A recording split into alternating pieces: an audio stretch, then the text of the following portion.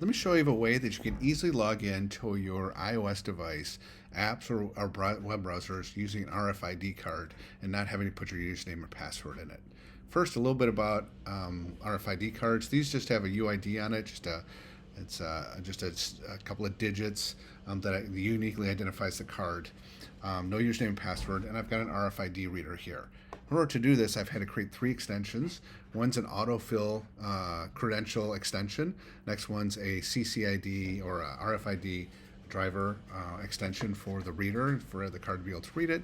The third one is the single sign-on extension to be able to share credentials so not have to log in. So let me show you how it works. I'll tap on Google Drive and it'll ask me to sign in. So I'll tap on sign in and it'll open up an interstitial web browser. So the first thing it does is ask me for my username. It doesn't know who my identity provider is. I have an identity provider that's been federated. The Google Docs are federated with it, so I have single sign-on enabled, but it doesn't know which one it is, so I need to put my email in, but I don't want to type it because that's a lot of work.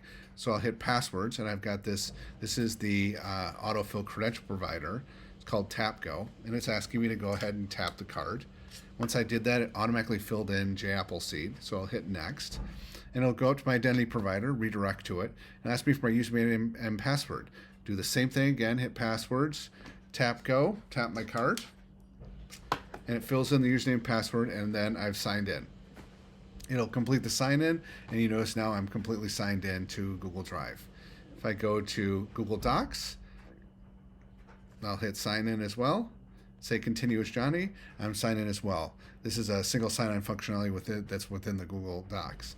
But because I'm using the single sign-on extension, if I were to switch over to the browser or another app, I'd be able to I would be logged in as well. I would still have to use my card to be able to put in my username, but I wouldn't have to authenticate with the card again.